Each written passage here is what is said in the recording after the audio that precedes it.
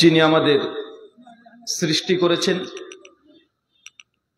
শুধু সৃষ্টি করেননি, এই পৃথিবীতে সহস্র কোটি মাখলুকাত সৃষ্টি করার পরেও যিনি আমাদের এই মানব জাতিকে সর্বশ্রেষ্ঠ জাতি, সর্বশ্রেষ্ঠ মাখলুকাত এবং সর্বশ্রেষ্ঠ নবী মুহাম্মদে আরবি সাল্লাল্লাহু আলাইহি ওয়াসাল্লামের উম্মত হিসেবে প্রেরণ করেছেন, সেই মহান সত্তা আল্লাহ সুবহানাহু ওয়া তাআলার সংক্ষিপ্ত শুকরে সুজুদ আদায় করি। তার নিজেরই শেখানো ভাষা দিয়ে সকলে এক বাক্যে পড়ি আলহামদুলিল্লাহ। ইসলামী দাওয়াত সেন্টারের পরিচালনায় এবং উদ্যোগে আজ পঞ্চম বার্ষিকী ইসলামী আলোচনা সভা, তারিখ 6 জানুয়ারি 2025, দুবরাজপুর, পাকুড়, ঝাড়খণ্ড। আজকের এই আলোচনা সভাটিকে সফল করার জন্য যারা সার্বিক দিক থেকে সাহায্য এবং সহযোগিতা করেছেন, তাদের প্রত্যেকের নাম স্বতন্ত্রভাবে নিয়ে শুকরিয়া আদায় করা সম্ভব নয়। তারপরেও যারা অর্থ, শ্রম, মেধা, দোয়া এবং পরামর্শ দিয়ে এবং দূর দূরান্ত থেকে যেসব দিনী ভাই এবং বোনেরা আলোচনা শ্রবণের উদ্দেশ্যে এসেছেন এবং আজকের এই সভার সভাপতি, সহসভাপতি সহ অতিথি এবং বিশেষ অতিথি যারাই সহযোগিতা করেছেন, আল্লাহ সুবহানাহু ওয়া তাআলা তুমি তাদের প্রত্যেকের নেক নিয়াত এবং নেক আমলগুলোকে কবুল করে নাও, সকলে পড়ি আমিন।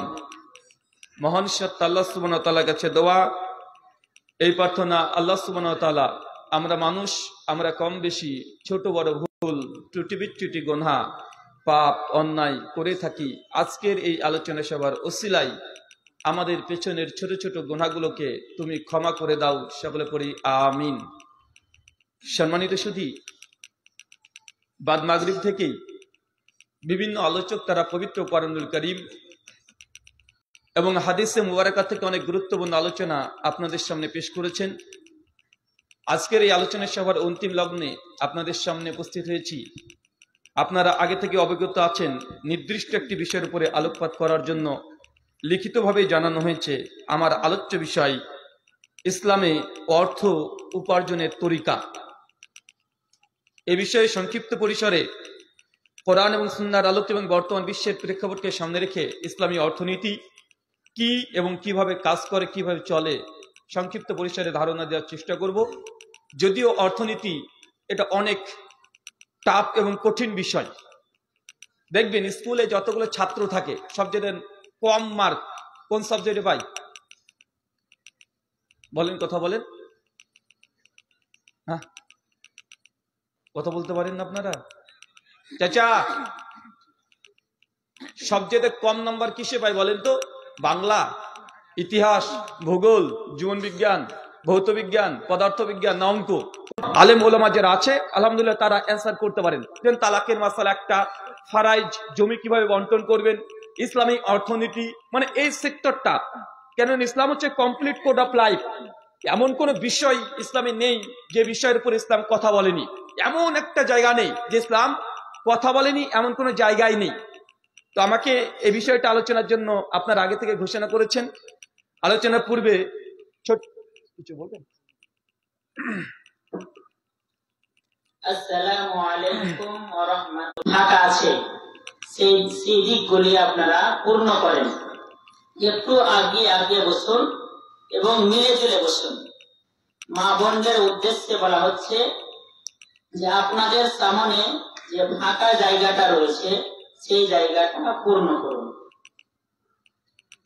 শুকরান। সম্মানিত সুধী, আলোচনার শুরুতেই আপনাদের সঙ্গে ছোট্ট একটা বার্তা আলাপ করি। মনে রাখবেন, দ্বীন ইসলামের ইলম তথা জ্ঞান এটা নিতে হবে আলেম এবং ওলামাদের কাছ থেকে।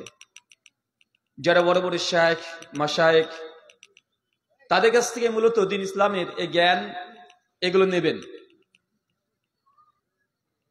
দেখবেন অনেক সময়তে মানুষ যখন অসুস্থ হয়ে যায়, ডাক্তার হচ্ছে আলেম ওলামা, শায়েখ, মাশায়েখ, তারাই। তাদের কাছ থেকে বিভিন্ন প্রশ্ন, ফতোয়া, ফরাইজ এগুলোই নেবেন।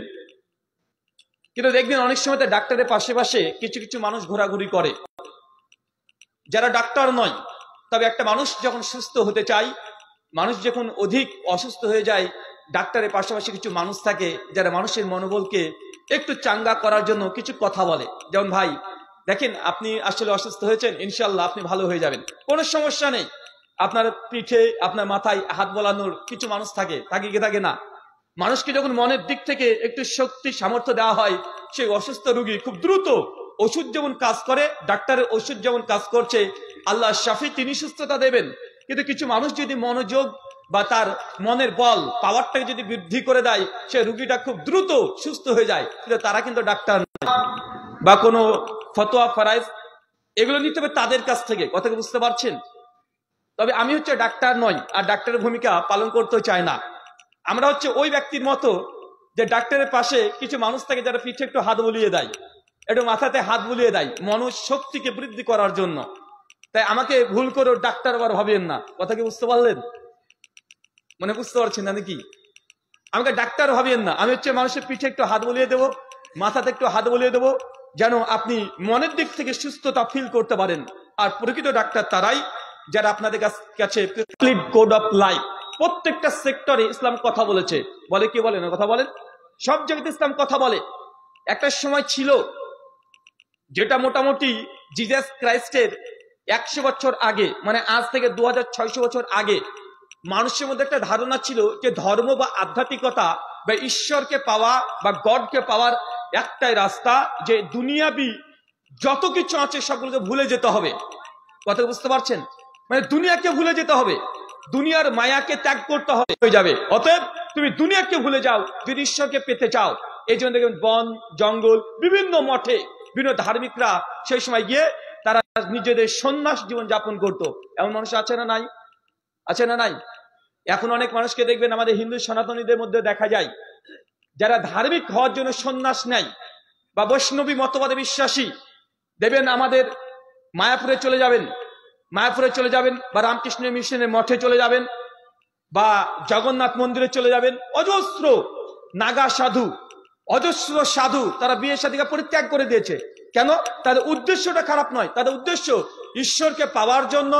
হয় তুমি ঈশ্বরের দিকে ঝুঁকে পড়ো অথবা দুনিয়ার দিকে ঝুঁকে পড়ো, কিন্তু দুটো একসঙ্গে চালাতে পারবে না।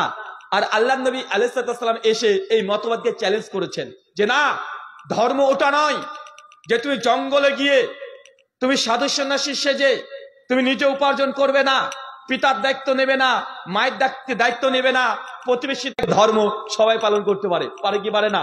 পারে। এই যে ইসলাম, এটা চ্যালেঞ্জ। এটা কি বলেন তো? গোটা বিশ্ব জগতে ইসলাম, মুসলিম জাতি আজকে নির্যাতিত, নিষ্পেষিত, লাঞ্ছিত, বঞ্চিত, পদদলিত। আমরা বাইরে থেকে দেখি যে না মুসলমান মার খাচ্ছে, কিন্তু এর পেছনে কারণ কি? কি কারণে মুসলিমদেরকে টার্গেট করে? অমুসলিম ইহুদি খ্রিস্টান থেকে শুরু করে নাস্তিক সবাই মুসলমান বা ইসলামকে কেন টার্গেট করে? কারণ বর্তমান যুগ হচ্ছে বুদ্ধিভিত্তিক লড়াই। কি কথা বলেন তো ভাইজান? ভাই আমার সঙ্গে কথা বলতে হবে। নীতিতে বিশ্বাসী, কিন্তু গোটা বিশ্ব জগৎ এখন চলছে পুঁজিবাদী অর্থনীতি, ক্যাপিটালিজম। কি বলেন তো? আর জোরে বলেন। পুঁজিবাদী অর্থনীতি। আর তার আগে ছিল সমাজনীতি অর্থনীতি। চলেন সংক্ষিপ্ত পরিসরে তিনটে অর্থনীতি দেখি, এবং ইসলাম যে অর্থনীতির দিক থেকে সবচেয়ে সেরা কেন এটা তুলনা করে আপনাকে দেখাবো অল্প কথাতে। ওদের সমাজনীতি অর্থনীতি কাকে বলে? মানে একটা সময় ছিল মানুষ যা ইনকাম করবে, ধরেন এলাকা একজন সাধারণ শ্রমিক আবার ওই বেতনই পাবে একজন হেড মিস্ত্রি, মানে মজুরি সবার সেম। কি বললাম বলেন তো? কথা কম বলতে হবে না, মজুরি সবার সেম। মানে আপনি যদি পাথর কাটেন তারও মজুরি 300 টাকা, আপনি যদি দোকানে বসে দোকানদারি ব্যবসা করেন তারও বেতন 300 টাকা, আপনি যদি হেড মিস্ত্রি হন তবুও 300 টাকা, আপনি যদি ইঞ্জিনিয়ার হন তবুও 300 টাকা, আপনি যদি বিডিও অফিসার হন তবুও 300 টাকা। আর এই টাকার মালিক কোন ব্যক্তি বিশেষ 7 জন মানুষ ইনকাম করে। কয়জন? 7 জন। 7 জন যদি ইনকাম করে, সবাই 500 টাকা করে ইনকাম করে, প্রতিদিন 3500 টাকা ইনকাম করছেন। কিন্তু একজন পরিবারে কেউ নেই, শুধু বাবা আর মা, ইনকাম করছে একজন, শুধু বাবা, তাহলে ও ইনকাম করছে 500 টাকা, আর আরেকটা পরিবার করছে 3500 টাকা। এই জন্য দেখা গেল যে না, যারা সংখ্যাগরিষ্ঠ তারা দিন দিন ধনী হয়ে যাচ্ছে, আর যাদের ইনকাম করার পাওয়ার বা ক্ষমতা নেই, মানে আপনি ন্যাংরা। আপনি একজন শ্রমিক যা ইনকাম করবে, আপনি যা ইনকাম করবেন, এই টাকার মালিক আপনি। কে কথা বলেন? টাকার মালিক কে? আপনি যদি আজকে 500 টাকা ইনকাম করেন, এ টাকার মালিক কে? আপনি। আরেকজন যদি 5,000 টাকা ইনকাম করে, এ টাকার মালিক কে? আপনি। মানে টাকা যে ইনকাম করছে সেই হচ্ছে মালিক, আর এই টাকার উপরে কারো অধিকার নেই। কেউ আপনাকে এই টাকার উপরে কোনো ট্যাক্স বসাবে না। আচ্ছা, ইসলামী অর্থনীতি কি? ইসলামী অর্থনীতি এই দুই অর্থনীতির মিডিল আছে। কেমন? যেমন একজন মুসলমান সারাদিন যত ইনকাম করেছেন হালাল ইনকাম, আলহামদুলিল্লাহ, এই শব্দের দ্বারাই এই টাকা, এই অর্থ পবিত্র হয়ে যায়। তবে এই টাকার মালিক শুধু আপনি ব্যক্তি একা নয়, এই টাকার উপরে গরিব মিসকিন তাদের হক আছে না নাই? আছে না? পুঁজিবাদী অর্থনীতি যেটা আমাদের ইন্ডিয়াতে চলছে, একটা ব্যক্তি মাসে 50,000 টাকা ইনকাম করছে, মাসে 50,000, 1 লাখ, 10 লাখ, কিন্তু টাকার উপরে কারো হক আছে? কথা বলেন, গরিব মিসকিনের হক আছে? নাই না, পুঁজিবাদী অর্থনীতিতে নেই। এটা তার প্রতিবেশী গরিব মিসকিন মানুষকে কিছু অর্থ ডোনেট করতে হবে, সরকার এটা বাধ্য করে? সরকার বাধ্য করে না। ক্যাপিটালিজম বাধ্য করে না। হ্যাঁ, মানুষ যদি উদার হয় মন চাইলে দিতে পারে স্বেচ্ছায়, কিন্তু সরকার বা এই পুঁজিবাদী অর্থনীতি আপনাকে বাধ্য করবে না। কিন্তু ইসলাম যদি কায়েম হয়ে যায়, ইসলামী অর্থনীতি, আপনি যদি মাসে 1 লক্ষ টাকা ইনকাম করেন বা 5 লক্ষ টাকা করেন, যদি হালাল হয়, কথা বলেন না, তার মানে ইসলামী অর্থনীতি খুব সূক্ষ্ম। মানে আপনি যা ইনকাম করবেন, যদি ইনকাম যদি বছর শেষে 85 গ্রাম স্বর্ণ, কত গ্রাম স্বর্ণ? 85 গ্রাম, এটা কয় ভরি হয়? 7.5 ভরি। তো 7.5 ভরি যদি অতিরিক্ত হয়ে যায়, তখন ওই টাকার উপরে, ওই সম্পত্তির উপরে, ওই অর্থের উপরে গরিব মিসকিন অসহায় মানুষের আল্লাহ একটা অধিকার দিয়ে দিয়েছে যে তুমি ইনকাম করছো 2.5% তোমার এর প্রতিবেশী যারা আছে গরিব মিসকিন তাদেরকে এই অর্থ দিয়ে সহযোগিতা করতে হবে। ইসলাম এটা চায় না কেউ থাকবে 10 তলায় আর কেউ থাকবে গাছ তলায়। ইসলাম এই মতবাদকে, এই অর্থনীতিকে কবর দিয়ে দিচ্ছে 1400 বছর আগে। মানে বুঝতে পারলেন না? পুঁজিবাদী অর্থনীতি আমাদের গোটা বিশ্বে চলছে এখন, পশ্চিমা থেকে ধার করা। আজকে একটু আগে একটা রিপোর্ট পড়ছিলাম, স্টেজে এসেই একটু সার্চ করে দেখলাম যে পুঁজিবাদী অর্থনীতির বর্তমান প্রেক্ষাপট কি। তো এখানে বিবিসি একটা নিউজ করছে 2021 সালের 18 ফেব্রুয়ারিতে, বলছে বর্তমান বিশ্বের মোট 52% সম্পদের মালিক কেবল এই পৃথিবীর 1% মানুষ। কথাটা বুঝতে পারেননি? কত ভয়ঙ্কর! মানে গোটা বিশ্ব জগতে যত সম্পত্তি আছে, অর্থ, টাকা পয়সা, সোনা গোল্ড যা আছে, সমস্ত অর্থের 52% মানুষ, মানে 52% অর্থ 1% মানুষের কাছে আছে। কত পার্সেন্ট মানুষের কাছে? 1% মানুষ। মানে তারা কোটিপতি। আর মানে হিসাব দাঁড়াচ্ছে গোটা বিশ্ব জগতে যত সম্পত্তি, যত টাকা, যত অর্থ, যত সম্পদ, সমস্ত কিছু টোটালি গোটা বিশ্ব জগতের মধ্যে মাত্র 3,000 মানুষের কাছে এই 98% সম্পত্তি তারা কুক্ষিগত করে রেখে দিয়েছে। আর গোটা টাকা অর্থ যা ঘোরাঘুরি করছে এটা মাত্র 2%। কত পার্সেন্ট? বিশ্বের টাকাগুলোকে তারা কুক্ষিগত করে রেখে দিতে পারবে, কিন্তু ইসলামী অর্থনীতি পারবে? পারবে? আপনার টাকা যত বেশি হবে, গরিব মিসকিন মানুষ তত জাকাতের হার বেশি পাবে। আপনার টাকা যত বেশি হবে, দান সাদকার হার তত বেশি হবে। আপনার টাকা যত বেশি হবে, তত একটা একটা করে আপনার উপরে দায়িত্ব বাড়াবে। কিন্তু পুঁজিবাদী অর্থনীতি বা ভারতবর্ষে যে অর্থনীতি চলছে, কোশ্চিন কালেও আপনি কোটিপতি হন, জোর করে কেউ আপনার কাছে টাকা নিয়ে গরিব মানুষকে দিতে পারবে? পারবে? পারবে না। এটা হচ্ছে গোটা বিশ্ব জগতে ইসলামের সঙ্গে চ্যালেঞ্জ। কারণ পশ্চিমা বিশ্ব তারা দেখেছে, একটা সময় ছিল, সেই সময় তারা মনে করত খ্রিস্ট ধর্ম একসময় কঠোরপন্থী ছিল, কিন্তু বিভিন্ন ইসলাম, যে সেকুলারিজম, লিবারিজম, ফ্যামিনিজম, এরা এসে তাদের ধর্মীয় অনুভূতিকে মাটির সঙ্গে মিশিয়ে দিয়েছে। সনাতনী হিন্দু, তাদের মধ্যে একটা ধর্ম অনুভূতি আগে ছিল, এটা এখন আর তাদের মধ্যে দেখতে পাবেন না। গোটা বিশ্ব জগতে যে ধর্মটা পৃথিবীর পারবে, কারণ বাইবেলের সব ল আছে, সব আইন আছে, নাই। যদি মোদিজিকে এখনই বলা হয়, নরেন্দ্র মোদীকে, যে মোদিজি আপনি তো বলছেন যে ভারতবর্ষে হিন্দুত্ব কায়েম করবেন, হিন্দু রাষ্ট্র কায়েম করবেন, তো আমরা ভারতবর্ষে মুসলমানরা বলছি ঠিক আছে আপনি করে নেন, ভারতবর্ষে হিন্দু রাষ্ট্র কায়েম করে ফেলেন। এখন হিন্দু রাষ্ট্র যদি কায়েম করেন তো কি দিয়ে করবেন? হিন্দু সনাতন শাস্ত্র দিয়ে। তো হিন্দু সনাতন শাস্ত্র যদি ল হয়ে যায় তো ভারতবর্ষকে চালানো সম্ভব? চলতে পারবে? আমি কয়েকদিন আগে বলেছিলাম যদি ভারতে যদি হিন্দু রাষ্ট্র কায়েম হয়ে যায়, তাহলে ভারতবর্ষে মানুষ মাত্র বাঁচবে 100 বছর। কত বছর? মাত্র 100 বছর। আর 100 বছর পরে ভারত আর মানুষ পাওয়া যাবে না, শুধু গোমাতা ঘুরে বেড়াবে। গোমাতা বুঝেন তো? আবার গরু কি বলেন তো? কেন? কারণ কেউ যদি বলে যে হিন্দুত্ব রাষ্ট্র কায়েম করব, হিন্দু রাষ্ট্র, হিন্দু হয়ে গেলাম, সবাই যদি হিন্দু ধর্ম পালন করে, তো হিন্দু ধর্ম পালন করতে গেলে হিন্দু ধর্মগ্রন্থই বলছে পরিষ্কার ভাবে, ভালো যদি আধ্যাত্মিক হিন্দু হতে চান, তাকওয়াশীল হিন্দু হতে চান, তাহলে বিয়ে করা যাবে। কথা বলেন, বিয়ে করতে পারবেন? মানে বুঝতে পারলেন না? আপনি কি আমার কথা বুঝতে পারছেন? এই আপনাদের ঝাড়খণ্ডে আসলে আমি প্রবলেমে পড়ে যাই। মানে আপনি কি আমার কথা বুঝতে পারছেন না? আমি আপনাকে বুঝি না, বুঝতেও পারি না। আর আপনারা মনে হচ্ছে যে এই খুব আপসেট আছেন, ডিপ্রেশন আছেন। কি আবার কেউ মারা গেছে এলাকাতে? এটা দুঃখের মধ্যে আছেন কেন? মনে হচ্ছে দেখে সব কষ্টের মধ্যে আছেন। মানে কাউকে মাটি দিয়ে এখনই আসলেন এমন ভাব। আর একটু হাত পা নাড়াচাড়া করেন, একটু কথাবার্তা বলেন, যেন বুঝতে পারে আপনি তাজা আছেন। আমি যদি হিন্দু হতে চান, তাকওয়াশীল হিন্দু হতে চান, তাহলে আপনাকে সন্ন্যাস নিতে হবে। কি নিতে হবে? কি নিতে হবে আবার বলেন? সন্ন্যাস। সন্ন্যাস কি? সন্ন্যাস মানে আপনি বিবাহ শাদী করতে পারবেন না, মাছ মাংস খেতে পারবেন না, সমাজের সঙ্গে মিশতে পারবেন না, আপনি একা একা জঙ্গলে গিয়ে এটা করতে পারবেন। দেখেন না অনেক সাধুরা আছে, রাস্তা রাস্তা তারা ইনকাম করে না, বউ নাই, ছেলে নাই, শুধুমাত্র এই যদি শিব ভক্ত হয় তাহলে একটা ঘটি বাটি নিয়ে লাল একটা পোশাক পরে বড় বড় তিলক কেটে ওরা ঘুরে বেড়াচ্ছে। ওরা ইনকামও করে না, বরং তারা ভিক্ষা চায়, যে তুমি আমাকে ভিক্ষা দাও, যা দেবা এটাই আমার আজকের খাবার। তারা জোর করে চাইতেও যায় না, মানে তারা দুনিয়াকে পুরো বয়কট করে দিয়েছে, তার বিবাহ শাদী করে না। এখন গোটা ভারতবর্ষের 140 কোটি মানুষ যদি বলে এই ভালো হিন্দু হতে চায়, ভালো হিন্দু হলে কি করতে হবে? সন্ন্যাস নিতে হবে। আর যদি সন্ন্যাস নেন তাহলে বিয়ে করতে পারবেন না। আর বিয়ে করতে যদি না পারেন, 100 বছর পর ভারতবর্ষের যত মানুষ আছে সব মানুষ মরে ভূত হয়ে যাবে। 100 বছর পর আর মানুষ খুঁজে পাওয়া যাবে? কথা বলেন। কেন? মানুষ আসার জন্য মানুষকে আকাশ থেকে টপ টপ করে পড়বে? নাম গাছ থেকে পড়বে? কোথা থেকে পড়বে? আরে মানুষ তৈরি করার জন্য বিয়ে লাগে, লাগে কি লাগে না? সবাই যদি হিন্দু হয়ে যায়, সবাই যদি সাধু হয়ে যায়, সবাই যদি তাদের ধর্মকে পালন করি, তো 100 বছরের মধ্যে যত মানুষ যখন জীবিত আছে কেউ বাঁচবে? আর কথা বলেন, কেউ বাঁচবে?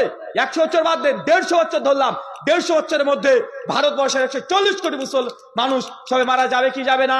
সবাই যদি মারা যায় তাহলে কে থাকবে? আর ভারতে কে থাকবে? মানুষ না গোমাতা? গরু ছাগল ঘুরে বেড়াবে, মানুষ নাই। কেন? আমি হিন্দু ধর্ম পালন করেছি, আর হিন্দু ধর্ম পালন করতে গিয়ে আমি বৈষ্ণব হয়ে গেছি, আমি সাধু হয়ে গেছি। সাধু হয়েছি, বিয়ে করিনি, বিয়ে করিনি, বাচ্চা প্রোডাকশন, এই প্রোডাক্টিভিটি পুরো বন্ধ হয়ে গেলে 100 বছরে ভারতবর্ষে গরু ছাগল। পৃথিবীর অন্য কোনো ধর্ম তারা অর্থনীতি পেশ করতে পারে নাই। যখন পুঁজিবাদী অর্থনীতি চলছে, সেই সময় ইসলাম রাষ্ট্র যেগুলো আছে, যেমন সৌদি আরবিয়া, তা দেখাচ্ছে আমরা ইসলামী অর্থনীতি ব্যবস্থা দিয়ে সৌদি আরব দেশগুলোকে একদম আস্তে আস্তে আস্তে আস্তে অর্থনৈতিক দিক থেকে অনেক উঁচু করতে পেরেছে কি পারে নাই? চাচা, আর একটা বিষয় বুঝাই, আমি আগে বলেছি অর্থনীতি খুব জটিল বিষয়, কিন্তু আপনাকে সহজ প্রাঞ্জল ভাষায় বোঝানোর চেষ্টা করছি। চাচা, আমাদের ভারতের সৌদি আরবের যদি 1 রিয়াল হয়, ভারতে কত টাকা দেয়? 18-20 টাকা, তাই তো? কুয়েতের 1 টাকার সমান আমাদের ভারতের কত টাকা? 263। কে আছে ভাই কুয়েতে? তোমার, তুমি থাকো নাকি? বাবা, ও জানে, দেখেছেন? আচ্ছা, মালয়েশিয়ার টাকা কি বলে? রিঙ্গিত। কি বলে? রিঙ্গিত। তো মালয়েশিয়ার 1 টাকা যদি হয় 1 রিঙ্গিত, ভারতে কমপক্ষে 18 থেকে 20 টাকা। সৌদি আরবের 1 রিয়াল, ভারতে 18 থেকে 20 টাকা। পৃথিবীতে টোটাল 56খন ইসলামী রাষ্ট্র, ভারতে প্রায় 270 টাকা। চিন্তা করতে পারছেন এই টাকার তো দাম কেন? টাকার দাম এই জন্যই যে কোন রাষ্ট্রে কোন অর্থনীতি চলে, কিভাবে টাকা রোজগার করে। আমাদের মোদিজির টাকার দাম সবচেয়ে কম। মোদিজির টাকার দাম বেশ কম না ভাইজান? সৌদি আরবের 1 টাকা দিলেই ইন্ডিয়ার আমি 20-22 টাকা পাচ্ছি। কাতারের আমি 1 টাকা দিলে ইন্ডিয়ার আমি পাচ্ছি প্রায় 250 থেকে 300 টাকার কাছাকাছি হয়ে যায়। তো এই যে ইন্ডিয়ার টাকার দাম এত কম, কারণ অর্থনীতি দুর্বল। কি দুর্বল? অর্থনীতি দুর্বল। এখান থেকে মোটামুটি আঁচ করা যায় যে সৌদি, কুয়েত, কাতার, বাহরাইন যেগুলো আছে ইসলামী রাষ্ট্র, ইসলামী অর্থনীতি, সেগুলো চলে। ইসলাম যে কোরআন সুন্নাহর যে অর্থনীতি আছে সেই অর্থ নীতি চলে। এই জন্য তারা তাদের টাকার দাম আস্তে আস্তে বৃদ্ধি পেতে শুরু করে দিয়েছে, জিডিপি বেড়ে চলেছে। কিন্তু আমাদের ভারতবর্ষের মতো এই তৃতীয় পক্ষের যে রাষ্ট্রগুলো আছে তাদের অর্থনীতি আস্তে আস্তে আস্তে আস্তে ভাঙতে ভাঙতে শেষের দিকে। বাংলাদেশের প্রেক্ষাপট দেখেন, টাকার দাম কমতে শুরু করে দিয়েছে, পাকিস্তান কমতে শুরু করে দিয়েছে। কেন? তারা ইসলামী অর্থনীতিকে ফলো করে। কিসের জন্য করে জানেন? দুটো জিনিসকে যদি ফ্রি করে দেওয়া হতো, এক টাকা পয়সা আর দুই যৌনতা, আর যদি বলা হতো দুটোতে কোনো পাপ নেই, তাহলে কোনো মানুষ হয়তো জাহান্নামে যেত না, যেত। যদি বলে তো যৌনতা ফ্রি, মানে যাকে মন চায় তার সঙ্গে শুয়ে থাকবে, কোনো সমস্যা নাই, যাকে পছন্দ তার সঙ্গে শুয়ে থাকবে, ফিজিক্যাল রিলেশন করবে। মানে এই ব্যভিচার, যৌনতা, জেনা, ব্যভিচার, এগুলো যদি পাপ বা গুনাহ না হতো, মানুষ সবাই হিসাবে বসে থাকতো। তাহলে গুনাহ কই? গুনাহ খুঁজে পাবেন আর। আর অর্থনীতি, টাকা পয়সা রোজগার, মানে হালাল হারাম, এই দুটো যদি না থাকতো তাহলে মানুষ আর জাহান্নামে যেত না। ইসলাম এই দুটো জিনিসকে কন্ট্রোল করেছে। ইসলামী অর্থনীতির পাশাপাশি আগে জীবনের বাস্তবতা বুঝেন। জামে তিরমিজি হাদিস 2417, আল্লাহ নবী বলছেন কিয়ামতের মাঠে প্রত্যেক আদম সন্তানকে 5খানা প্রশ্ন করা হবে। কয়টা? আরো জোরে, কয়টা? 5টা। প্রথম প্রশ্ন আন উমুরহিম, তোমাকে যে বয়স দিয়েছি, হায়াত দিয়েছি, এই হায়াত কোন কাজে ব্যবহার করেছো, কোন খাতে তুমি ব্যয় করেছো? কড়াই গন্ডার সেদিন আপনাকে হিসাব দিতে হবে কিয়ামতের মাঠে। আপনাকে তৃতীয় এবং চতুর্থ যে প্রশ্ন করা হবে যে তুমি কোন পথে টাকা রোজগার করেছো আর কোন পথে টাকা ব্যয় করেছো। মানে কিয়ামতের মাঠেও আল্লাহ সুবহানাহু ওয়া তাআলা টাকা যে কোথা থেকে ইনকাম করেছেন, এটাকে চিটারি করে টাকা ইনকাম করেছেন, প্রতারণা করেছেন মানুষের সঙ্গে, বাটপারি করেছেন, দাড়ি বাটকাতে কম দিয়েছেন, সুদের টাকা, ঘুষের টাকা, পর্নোগ্রাফির টাকা, ইউটিউবে অ্যাড চলেছে, ন্যাংটামে এসেছে, ওইখান থেকে মনিটাইজেশন অন করে ওই টাকা রোজগার করেছেন। কোথা থেকে টাকা রোজগার করেছেন? কিয়ামতের মাঠে প্রত্যেকটা হিসাব আপনাকে দেওয়া লাগবে। শুধু টাকা রোজগার নয়, টাকা কোথায় দান করেছেন, এই দানের হিসাব আল্লাহ নেবেন। প্রশ্ন কটা হবে টাকা প্রসঙ্গে? কথা বলেন। আমরা শুধু ইনকামেরটাকে গুরুত্ব দিই, কিন্তু কোথায় যে টাকা দিচ্ছি এটাকে আমরা ততটা গুরুত্ব দিই? কথা বলেন। এর হিসাব পরপর দুটো হবে। প্রথম, টাকা পয়সা রোজগার কোথা থেকে করেছো, এর সুদের টাকা, ঘুষের টাকা, জেনা করা টাকা, সিনেমা হল খুলে দিয়েছেন ওই টাকা, বিড়ি সিগারেট জর্দা পান নেশাদার দ্রব্য বিক্রি করে যে ইনকাম লাভ্যাংশ হয়েছে ওই টাকা, মানুষের সঙ্গে প্রতারণা করছেন ওই টাকা, মানুষের 1 বিঘা জমির মধ্যে দিয়ে 1 হাত জমি জোর করে জবরদখল করে নিয়েছেন, ওইখান থেকে যে ফসল উৎপন্ন হচ্ছে ওই টাকা, মানুষের গাছ থেকে চুরি করে ফল বিক্রি করেছেন এই টাকা, ট্রেনে চলে যাচ্ছেন, ট্রেনে আপনি টিকিট কাটেন নাই, ওই যে 20 টাকা বা 40 টাকা আপনি দেন নাই, কিন্তু টাকা আপনার অ্যাসেট হয়ে গেল, এই টাকা সেখানে খরচ হওয়ার কথা কিন্তু খরচ করেন নাই, এই যে 40 টাকা, এটা আপনার লাভ হলো না? কথা বলেন। এখন এই টাকা মানে কোথা থেকে টাকা রোজগার করেছেন? 1 কেজি কেরোসিন তেল দোকান থেকে কিনতে গিয়েছেন, দোকানদার 950 গ্রাম দিয়েছে। 1 লিটার পেট্রোল কিনতে গেছে, বোতলে আছে 900 গ্রাম, 1 লিটার দাম নিচ্ছে। গ্রাম গ্রাম অনেক মানুষকে দেখা যায় তারা কেরোসিন তেল কেনে, বলে 1 লিটার, যার আছে 850 গ্রাম, মানে 850 গ্রাম বিক্রি করছে, 850 গ্রাম দিচ্ছে। আর গ্রাম গ্রাম যখন কিনছে ওই জার, ওটা 1200। হয় কি হয় না? কথা বলেন চাচা, হয় না? গ্রামে গ্রামে কেরোসিন তেল কিনছে, ডিজেল কিনছে, ওখানে দেখা যাচ্ছে যে জারটা আছে ওটা আলাদাভাবে তৈরি করা, বলছে 1 লিটারের জার, কিন্তু আটে আসলে কত? 1200 গ্রাম। আবার দোকানদার ওই গিয়ে দোকানে বিক্রি করছে, ওর জন্য আবার আলাদা ধোঁয়া, আলাদা পাত্র, ও আবার যে ধোঁয়া করে মেপে দিচ্ছে ওটার 1 লিটার না, ওটা 850।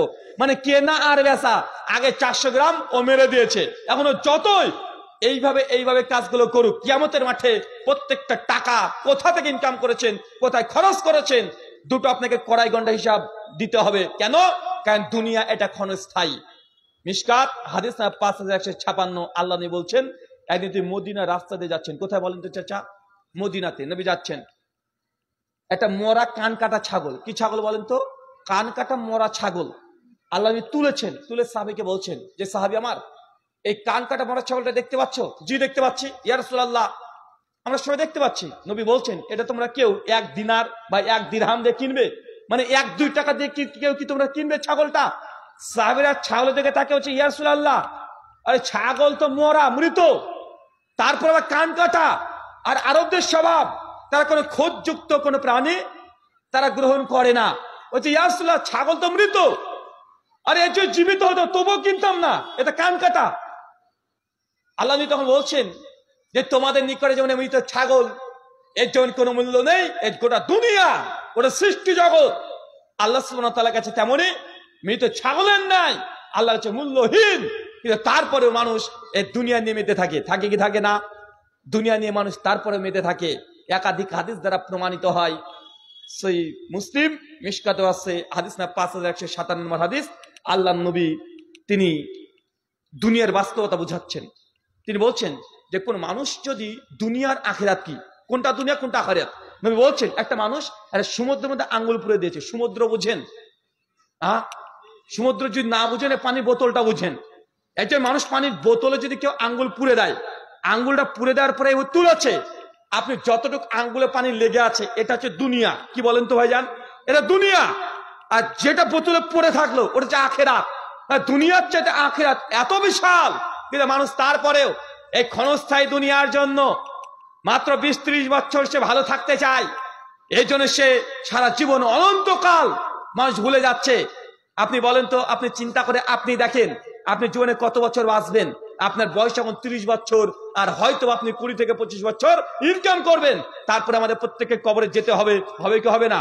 কিন্তু এই 20 বছর ইনকাম করতে গিয়ে কত রকমের হারাম উপার্জন আপনি করছেন, যে হারাম উপার্জন করলে কিয়ামতের মাঠে আল্লাহ আপনাকে প্রশ্ন করে ওখানে আটকে দিবে। মানুষের কোনো এখানে দ্বিধা নেই। অনেক মানুষের রিজিক নিয়ে সংশয় আছে। কয়েকটা সংশয় আপনাদের দূর করব। যে যৌক্তিক সংশয়, অনেক নাস্তিক অ্যাথিস্টরা বলে যে তাকদির বলে কিছু নেই, তুমি চেষ্টা করো ফল পেয়ে যাবে। যে চেষ্টা করে সে ফল পায়। ভাই বলে কি বলে না? বলে না? বলে টাকা আজকে আমি ইনকাম করেছি, এটা আল্লাহ দিবে কেন? আরে আমি চেষ্টা করেছি তাই তো আল্লাহ আমাকে দিয়েছে। আর আমি যদি কাজ না করি আল্লাহকে আমাকে ঘরের মধ্যে বসে থেকে দিয়ে দিবে? বলে কি বলে না? বলছে এই টাকা যেটা আমি রোজগার করলাম 500 টাকা, যদি বলি ভাই টাকা তো আল্লাহ আপনাকে অনেক দিয়েছে, কিছু মানুষ দেখেন বলে আল্লাহ দিয়েছে মানে, আরে আমি পরিশ্রম করেছি, আমি কষ্ট করে উপার্জন করেছি, রাত দিন এক করে দিয়ে আমি টাকা উপার্জন করেছি, অতএব যে কষ্ট করবে সে ফল পাবে। এই কথা বলে কি বলে না? এই কথাটা যৌক্তিক না এবং অযৌক্তিক। কেন আপনাকে বলি, রিজিক এটা নির্ধারিত। ইসলামী আকীদা কি কথা বলেন? রিজিকটি নির্ধারিত। মিশকাত হাদিস 5300 নম্বর হাদিস। আল্লাহ নবী বলছেন একজন মানুষের রিজিক নির্ধারিত। যতক্ষণ সে রিজিক প্রাপ্ত না হচ্ছে ততক্ষণ ওই ব্যক্তির মৃত্যু হবে না। এতটুকু বুঝতে পারলেন? রিজিক আল্লাহ নির্ধারণ করে দিয়েছে যে আপনি কত কুইন্টাল চাল খাবেন, কয়টা গরুর মাথা খাবেন, কয়টা ছাগলের মুন্ডু খাবেন, কয়টা মুরগি খাবেন, কয়টা সবজি খাবেন, সবকিছু এটা লিখিত আছে। যতক্ষণ নির্দিষ্ট রিজিক না পাচ্ছেন, জীবনে আপনি কত টাকা রোজগার করবেন এটাও নির্ধারিত, জীবনে কত লাখ টাকা ইনকাম করবেন এটাও নির্ধারিত।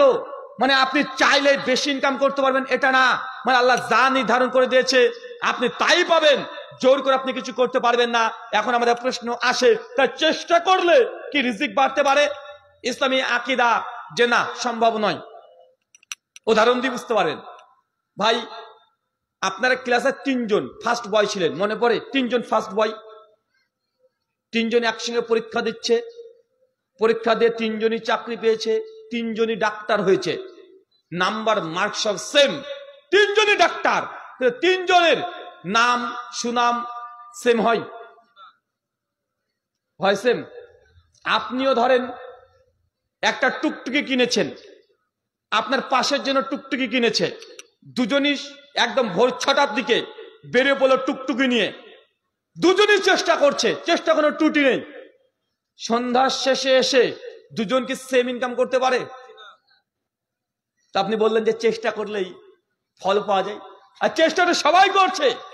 আরে ডাক্তার, ও ডাক্তার, আরেকজনের ডাক্তার। অনেক সময় দেখা যায় যে একজন ভালো ডাক্তারের চাইতে কমা ডাক্তার নাম বেশি হয়ে গেছে। ভাই আছে না না কথা বলেন? তার বেচাকেনা বেশি, তার রিজিক বেশি, তার ইনকাম বেশি, তার সম্মান বেশি, তার মান বেশি, মানুষ থেকে চিনে বেশি। কিন্তু একজন ব্যক্তি ও অনেক পড়াশোনা করেছে, অনেক চেষ্টা করেছে, অনেক পরিশ্রম করেছে, তারপরে তাকে মানুষ চেনেও না, তার ইনকামও কম। তার মানে বোঝা গেল এই রিজিক এটা মানুষের হাতেও নয়, মানুষ চেষ্টা করলেও পারবে না, বরং এটা আল্লাহ সুবহানাহু ওয়া তাআলার হাতে। কার হাতে? এটা আল্লাহ তাআলার হাতে। নচেত যদি পরিশ্রম করলে রিজিক বাড়ে, যে যত বেশি কষ্ট করবে তার রিজিক তত বেশি বাড়বে। তাহলে মাঠে যারা কাজ করে তারা পরিশ্রম সবচেয়ে বেশি করে, তাদের টাকা বেশি হওয়ার কথা ছিল, ছিল কি ছিল না? তার পরিশ্রম তো তাদের বেশি। তাই মনে রাখবেন, চেষ্টা করলেও যদি তাকদিরে যদি না থাকে আপনি সফল হবেন না। তার মানে এই নয় যে আপনি চেষ্টা করবেন না। আল্লাহ সূরা জুমা 9 নম্বর আয়াতে জানিয়ে দিয়েছেন যে তুমি রিজিক অন্বেষণ করতে থাকো, আল্লাহ সুবহানাহু ওয়া তাআলা তোমার যা রিজিক তোমাকে পাইয়ে দিবে। আপনি ঘরে বসে থাকলে আল্লাহ রিজিক দেবে না। এই দুটো বিষয় আমাদের রিজিক নিয়ে সবচেয়ে বেশি সংশয়। একটা বাস্তব ঘটনা বলি। আমার একটা বন্ধু কয়েক বছর আগে আমাকে বলছে, রুহুল আমিন ভাই তোমার সঙ্গে একটা কথা শেয়ার করতে চাই। আমি জি বলো। উনি এসে বলছেন যে আমার আব্বা ছিল 3 বছর কি 10 বছরের কথা বলেছিল, 3 বছর ধরেন, এটা 3 বছর ধরে আমার আব্বা অসুস্থ ছিল। চাচা কি বলেন তো, অসুস্থ ছিল। তারপরে বলছেন যে কিছুদিন হলো মাস্টারে খোলা আমার আব্বা মারা গেছে। আমি তখন তার আব্বার জন্য দোয়া করছি। উনি তখন বলছেন তোমার সঙ্গে একটা কথা শেয়ার করতে চাই। আচ্ছা বলো। উনি তখন বলছেন যে আব্বা যখন জীবিত ছিল 3 বছর অসুস্থ, প্রতিদিন আব্বার জন্য 100 টাকার করে ঔষধ কিনতাম। কত টাকা? বলছে আব্বাকে প্রতিদিন আমি 100 টাকার করে ঔষধ কিনে দিতাম।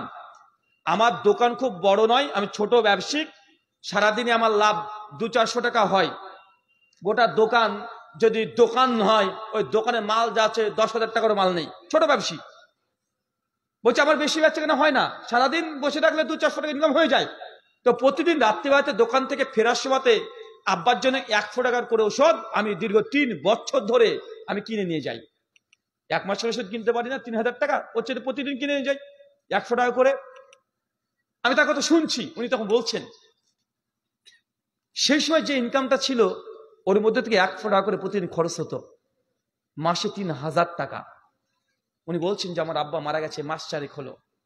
তো হঠাৎ করে আমার মধ্যে প্রশ্ন চলে আসলো যে আমি তো আব্বার জন্য প্রতিদিন 100 টাকা করে খরচ করতাম ঔষধে, আব্বা তো মারা গিয়েছে, টাকা তো খরচ হয় না, আব্বা তো চলে গেছে দুনিয়া থেকে, এই 100 টাকা তো খরচ হয় না, মাসে 3000 টাকা। 4 মাস থেকে আমি খুঁজি টাকাটা কই, আব্বা নাই, ওষুধ লাগে না, তো 3,000 টাকা মাস শেষে অতিরিক্ত এক্সেস হবে কি হবে না? হবে কি হবে না? হওয়ার কথা। উনি বলছেন যে না আমি পাই না, আমি অনেক চেষ্টা করছি, 3 বছর আমি 100 টাকা করে ওষুধ দিয়েছি, 3,000 টাকা চলে গেছে, 4 মাস ধরে আব্বা নেই। তো ওই যে 3,000 টাকা বা প্রতিদিন 100 টাকা করে অতিরিক্ত, ওটা তো আমার লাভের খাতা দেখতে পাবো, কিন্তু আমি পাই না। এটা কিভাবে সম্ভব? আমি তো বুঝতে পারলাম, ভাইকে বললাম যে ভাই এটা হচ্ছে রিজিক। যতদিন তুমি তোমার আব্বা জন্য তুমি খরচ করেছো, ততদিন তোমার আব্বার রিজিক আল্লাহ তোমার আমল নামায় আল্লাহ দিয়ে দিয়েছে। যখন তোমার আব্বা কবরে চলে গেছে, তোমার আব্বাও তোমার রিজিকটা কবরে নিয়ে চলে গেছে। কথা কি বুঝতে পারলেন? আমাদের ছেলেরা কি করে, নতুন বিয়ে করেছে, বাপ মা এতদিন ধরে বড় করেছে ছেলে মেয়েকে, 2 ভাই, নতুন বিয়ে হয়েছে, বাচ্চা হয়েছে। বড় ভাই তখন বলছে যে বড় ভাই বড় ভাই ছোট ভাইকে বলছে এই আমি একা সব সংসারের খরচ চালাতে পারবো না। বুঝতে পারলি? ছোট ভাই বলছে তো কি করবো, আমিও তো পারবো না একা। বাড়িতে মিটিং বসেছে, কি হয়েছে ফলাফল? বলছে মা থাকবে বড় ভাইয়ের কাছে আর বাপ থাকবে ছোট ভাইয়ের কাছে। আছে না নাই? আছে না? কেন? সন্তান ওই ছেলে বুঝে নিয়েছে যে বাপ মাকে যে খাওয়াবো এটা আমার উপার্জনের টাকা খাওয়াচ্ছি, আমার পরিশ্রম করার টাকা খাওয়াচ্ছে। কিন্তু বুঝে নাই তুমি যদি বাপ মার দায়িত্ব নিয়ে নাও, পৃথিবীর প্রত্যেকটা মানুষ তার নিজের রিজিক নিয়ে এসেছে। তোমার বাপ মা এখন আর ইনকাম করতে পারে না, কিন্তু রিজিক আছে, তার আমলে রিজিক আছে। যখন তুমি তার দায়িত্ব নিয়ে নিবে, আল্লাহ সুবহানাহু ওয়া তাআলা তোমার আমলে, তোমার অর্থের মধ্যে তোর বাপের রিজিক যা খায়, যা পড়ে, যা তুমি খরচ করবে, আল্লাহ কোন দিক থেকে তোমার আমল নামায় আল্লাহ সেই রিজিকটাকে ট্রান্সফার করে দেয়। মানুষ বুঝে নাই, ঝামেলা করছে, বড় ভাই ছোট সে ঝামেলা করছে যে আমি বাপ নেবো না, তুই মানে, আর আমি 3 মাস টাকা ওষুধ দিয়েছি, আরে এই মাসে তো আমি আব্বার ওষুধ কিনে দিলাম, পরের মাসে তুমি দাও। কিন্তু ওই ভাই যদি বুঝতো, ছেলে যদি বুঝতো যে বাপের যদি আমি মাসে 3,000 টাকা ওষুধ আমি ক্রয় করে দিই, ওই টাকাটা ওই রিজিক বাপের, আল্লাহ সুবহানাহু ওয়া তাআলা তার আমলনামায় দিয়ে দিচ্ছে। কেন? দায়িত্ব সে নিয়েছে এই জন্য। চলেন, আপনি বুঝতে পারছেন না এই জিনিসটাকে উল্টো করে একটু বুঝাই। মেয়েরা, একটা মেয়ের বয়স 40 ধরন হয়ে গেছে, মেয়েটার বাচ্চা নেই, বাচ্চা হয় না, বা বিয়ে করেনি, পৃথিবীর সমস্ত বিজ্ঞান সায়েন্সকে ডেকে আনেন, মেয়েটার স্তন থেকে 1 ফোঁটা দুধ বের করতে পারবেন? চাচা, একটা মেয়ের বয়স 40 ধরেন, ও বিয়ে করেনি বা বিয়ে করেছে কিন্তু বাচ্চা হয় নাই, এরকম মেয়ে আছে না নাই? এখন গোটা বিশ্বের ডাক্তার সায়েন্সকে যদি একত্রিত করে দেন, তারপরে কি 1 ফোঁটা ওই স্তন থেকে দুধ বের করানো সম্ভব? সম্ভব নয়। কিন্তু একটা 16 বছরের মেয়ের বিয়ে দিয়েছেন, 1 বছর পর বেবিজ কনসেপ্ট করেছে, বাচ্চা যদি দুনিয়াতে চলে আসে, দুগ্ধে চলে আসে কি আসে না? আসে না কেন? এটা রিজিক। এটা কি রিজিক? কিভাবে আসে? একটু বায়োলজিক্যাল বিষয়টা আপনাকে বুঝিয়ে বলি। স্বামী স্ত্রী যখন ফিজিক্যাল রিলেশন করে, শুক্রকীট ডিম্বাণুর সঙ্গে একত্রিত হবে, যখন আল্লাহ সুবহানাহু ওয়া তাআলা একটা শুক্রকীটকে কবুল করে নাই, বাচ্চা যেদিন কনসেপ্ট করছে ওই দিন দেখবেন মেয়েদের রজ তথা মেন্স এটা বন্ধ হয়ে যায়। বন্ধ হয় কি হয় না? ওটা কি? রক্ত, নাপাক রক্ত, দুর্গন্ধযুক্ত রক্ত। এটা একটা অপ্রয়োজনীয়, একটা বজ্র পদার্থ। যেই দিন মা সন্তান বেবি কনসেপ্ট করেছে সেই দিন থেকে দেখবেন তার রজ, তার এই ঋতুস্রাব হায়েজ এটা বন্ধ করে দেয় আল্লাহ। কেন করে দেয়? এখন এই রক্ত, নাপাক রক্ত, এই নারীটা ওই বাচ্চার নারীর সঙ্গে আল্লাহ যুক্ত করে দেয়। যতদিন পেটে থাকবে কি খাবে? কি খায়? ওই রক্তটা খেয়ে খেয়ে বড় হচ্ছে। তার রিজিক মায়ের পেটে আল্লাহ ব্যবস্থা করে দিয়েছে। আপনি ব্যবস্থা করে দিয়েছেন? জি। মা বুঝতে পারে, ছেলে বাপ বুঝতে পারছে যে ছেলে 10 মাস গর্ভে আছে, কোথায় খাবার পাচ্ছে। আরে যেই রজ ছিল, রক্ত ছিল নাপাক, চলে যেত, বাচ্চা আসার সঙ্গে সঙ্গে সে কানেকশনটা একটা তারের সঙ্গে একটা তার যখন কানেকশন করে দেয়, ওইভাবে আল্লাহ পেটের ভেতরে আল্লাহ মায়ের সঙ্গে তার সন্তানের কানেকশন দিয়ে দিয়েছে। নাপাক জিনিস খেয়ে মানুষ বড় হচ্ছে, মানুষ তৈরি হচ্ছে। যখন এই মানুষটা, ওই বাচ্চাটা দুনিয়াতে ভূমিষ্ঠ হয়, নারী যখন কেটে দিবে, সঙ্গে সঙ্গে দেখবেন মায়ের বুকের মধ্যে কোথা থেকে আল্লাহ যে একদম দুগ্ধ ভর্তি করে দেয়। দেয় কি দেয় না? দেয় না? দেয়। বাচ্চা জন্মানোর পরে ও কি গরুর গোস্ত খেতে পারবে? হাড় চাপে চাপে খেতে পারবে? কথা বলেন, খাওয়া সম্ভব? কোন শক্ত জিনিস খেতে পারবে? পারবে না। আল্লাহ তার জন্য কি করেছে? পেটে ছিল, ওই সময় তুমি জিপ টিপ কিছু বের করতে পারবে না, তার জন্য ডাইরেক্ট আল্লাহ নাভির সঙ্গে তার কানেকশন দিয়ে খাবার খাইয়ে দিয়েছে। দুনিয়াতে এসেছে, ও কোনো খাবার, শক্ত খাবার খেতে পারবে না, এই জন্য মায়ের দুগ্ধ ব্যবস্থা করেছে। করেছে কি করে নাই? এখন 2 বছর ধরে সে দুগ্ধ খেতে পারবে, 2.5 বছর ধরে খেতে পারবে। 2.5 বছর পরে যখন আর দুধের প্রয়োজন হয় না, আল্লাহ তখন দাঁত গজিয়ে দেয়। দেয় না? হ্যাঁ, দাঁত গজিয়ে দেয় না? যেমন দাঁত গজাতে শুরু করেছে, তখন 7 মাস, 8 মাস, 10 মাস পর আস্তে আস্তে দাঁতগুলো বেরোতে শুরু করেছে। কেন? রিজিকের মালিক আপনি না, রিজিকের মালিক কে? আল্লাহ সুবহানাহু ওয়া তাআলা। মায়ের দুগ্ধ খাওয়া শেষ যখন হয়ে যায়, তখন দুনিয়া যা খাবার আছে ওই সামনে এনে এসে দেন, ওই সব খেতে পারবে। আপনি এখনো বুঝতে পারেননি যে রিজিক কি জিনিস। তাই ছেলেদেরকে বলি, মেয়েদেরকে বলি, তোমার বাপ মাকে তুমি ঔষধ কিনতে টাকা দাও না। বাপ মাকে ভাগ করে নিয়েছ। 60 বছর বয়স বাপের, 55 বছর মার। বাপকে দিয়েছ দুতলাতে, মাকে দিয়েছ নিচতলাতে। কেন? বড় ভাই ছোট ভাই ভাগ হয়ে গেছে। এক বাড়িতে মা আছে, আর এক বাড়িতে বাপ আছে, দুজনে বিচ্ছেদ ঘটে দিয়েছ সামান্য খাদ্যের জন্য। আছে না? কথা বলেন, সামান্য খাদ্যের জন্য। আল্লাহি, আল্লাহর কসম, আপনি বাপ মা দায়িত্ব নিয়ে নেন, জেনে রাখবেন আপনার রিজিকের মধ্যে আল্লাহ বরকত দিবেনই দিবেন। কেন? এই যেখানে আপনার পেটের সন্তান যেমন আপনার রিজিক খায় না, ও নিজের রিজিক নিয়েই জন্মগ্রহণ করে। করে কি করে না? কথা বলেন। মায়ের স্তনে দুধ ছিল না, বাচ্চা যখন এসেছে আল্লাহ দুগ্ধ দিয়ে দিয়েছে। প্রত্যেক মানুষকে আল্লাহ রিজিক দিয়েই পাঠান। আপনি আর রাজ্জাক নন, আল্লাহ সুবহানাহু ওয়া তাআলা রাজ্জাক। তাই আপনার পিতা এবং মাতা যারা আছে তাদের দায়িত্ব গ্রহণ করেন, ইনশাআল্লাহ বরকত আসবে, আসবে আসবে। মিশকাত হাদিস না 5300, আল্লাহ বলছেন কিয়ামত আর 2টো জিনিস মানুষকে খুঁজে বেড়ায়। কয়টা জিনিস চাচা? কয়টা জিনিস খুঁজে বেড়ায় মানুষকে? একটা হচ্ছে মৃত্যু। কি মৃত্যু? আপনি যেখানে লুকিয়ে থাকেন, যত বড় ডাক্তারের কাছে চলে যান, যত বড় আপনি আইসিইউর মধ্যে ঢুকে যান, যদি মৃত্যু যদি লেখা থাকে, লেখা আছে, দেখা যাচ্ছে কলকাতা মেডিকেল হসপিটালে মৃত্যু আছে কালকে 10টা 11 মিনিট সকাল। এখন বক্তব্য শুনছেন কিভাবে যে কাল সকাল 10টা 11 মিনিটে মেডিকেল হসপিটাল পৌঁছে যাবেন, আপনি এখন নিজেই জানেন না। কেন? মৃত্যু মানুষকে খুঁজে বেড়ায়। আপনি লুকিয়েও আপনি করে কিনারা করতে পারবেন না, যত বড় ডাক্তার হোক পারবেন না। মৃত্যু যখন আসবে আপনাকে ধরে ফেলবে। কেন? মৃত্যু আপনাকে খুঁজে বেড়ায়। 2, রিজিক। কি বলেন তার একটা, কে খুঁজে বেড়ায়? রিজিক। রিজিক আপনাকে খোঁজে কিভাবে? দেখবেন আপনি অনেক ব্যবসা করেছেন, কোন ব্যবসাতে সফল হন নাই, অনেক ট্রাই করেছেন, সফল হন নাই। লাস্টে অনেক মানুষ দেখবেন চায়ের ব্যবসা করে ও লাখপতি কোটিপতি হয়ে গেছে, আছে না নাই? আছে না? আবার অনেক মানুষ দেখবেন বাপের কোটি কোটি সম্পত্তি ছিল কিন্তু ওর ভোগ নাই, ওর রিজিকে নেই, বাপ মারা যাওয়ার সঙ্গে সঙ্গে তার সম্পত্তি সব ধ্বংস হয়ে গেছে, আছে না নাই? ভাই আপনি মনে করেন না, রিজিককে মনে করেন সম্পূর্ণ আল্লাহর হাতে। কার হাতে? কার হাতে রিজিক? সম্পূর্ণ আল্লাহর হাতে। আপনি চেষ্টা করলেও পারবেন না, কারণ আপনাকে একটু আগে আমি উদাহরণ দিয়ে বলেছি, একই মানুষ দুজন টুকটুকি নিয়ে সকালবেলা বের হয়, দুজনের টুকটুকি ভালো, সেম কোম্পানির সেম ব্র্যান্ড, সেম সময় বেরিয়েছে, সেম সময় যদি আসে তারপর দুজন ইনকাম সমান হবে না। দুজন ডাক্তার হয়েছে, এমবিবিএস ডাক্তার, পাশাপাশি চেম্বার করবে, দুজনের কাছে সেম রুগী আসবে না, সে ডাক্তারের সেম ইনকাম হয় না। পাশাপাশি চায়ের দোকান, দুজনই সেম দোকান করেছে, তারপর দুজনের বেচা কিনা সমান হয় না। আপনি চেষ্টা করলেও হবে না, এটা আল্লাহর পক্ষ থেকে নির্ধারিত। কথা বুঝতে পারছেন? তাই রিজিক নিয়ে টেনশন নয়। আল্লাহ বলছেন দুটো জিনিস মানুষকে খুঁজে বেড়ায়, একটা হচ্ছে মৃত্যু, একটা হচ্ছে রিজিক। অতএব তোমরা যার রিজিক আছে, যতক্ষণ তুমি প্রাপ্ত রিজিক অর্জন না করছো আল্লাহ ততক্ষণ তোমার মৃত্যু দিবে না। মানে আল্লাহ আপনার রিজিকে যা লিখে রেখেছে, যতক্ষণ আপনি না পাচ্ছেন ততক্ষণ আপনি মরবেন না। ইমাম হাজি আসকালানী ফাতুল বারীর মধ্যে বলছেন, অতএব হে মুসলমান সমাজ, তোমার রিজিক নির্ধারিত। তুমি যেই ইনকাম, যে টাকা উপার্জন করতে যাচ্ছ হারাম পদ্ধতিতে, সুদ খেয়ে, ঘুষ খেয়ে, জেনা করে, ব্যভিচার করে, ওইভাবে টাকা রোজগার করার দরকার নেই। সবর করো, ধৈর্য ধারণ করো, অচিরেই সে রিজিক তুমি অটোমেটিক হালাল পথে পেয়ে যাবে। কথা কি বুঝতে পারলেন?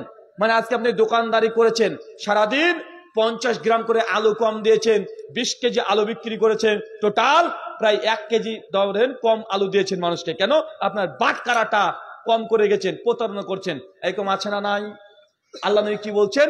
এই প্রতারণা করে 2 নম্বর করে ব্যবসা করো না, তোমার রিজিক যা নির্ধারিত।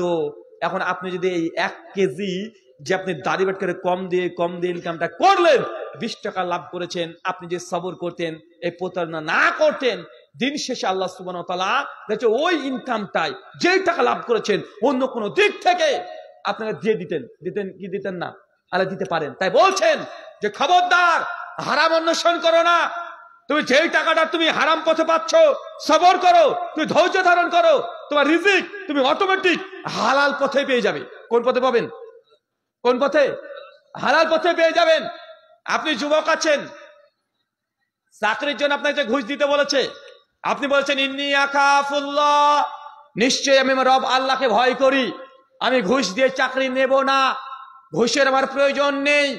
আপনি আল্লাহকে ভয় করে ঘুষ দিয়ে চাকরি নিচ্ছেন না, কারণ আপনি জানেন চাকরি করলে 20 থেকে 30 হাজার টাকা ইনকাম করতে পারবেন। আপনি আল্লাহর ভয় যদি পরিত্যাগ করে দেন, দেখবেন অচিরে সবর করেন, আপনি এমন একটা বিজনেস, এমন একটা চাকরি পেয়ে যাবেন, ঘুষ ছাড়াই এমনি সেম টাকা উপার্জন করতে পারবেন কি পারবেন না?